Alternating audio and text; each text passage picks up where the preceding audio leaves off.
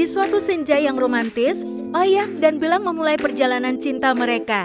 Menaiki Vespa klasik, mereka melaju membelah angin menuju pegunungan yang menjulang. Setibanya di sana, Belang menyanyikan lagu riang, suaranya menggema di antara pepohonan. Mereka pun segera menyalakan api unggun yang hangat untuk menyambut malam tahun baru. Sambil duduk berdampingan, keduanya menatap jam, menanti detik-detik pergantian tahun. Tepat saat kembang api meledak di langit, mereka berpelukan erat. Selamat tahun baru tahun 2026.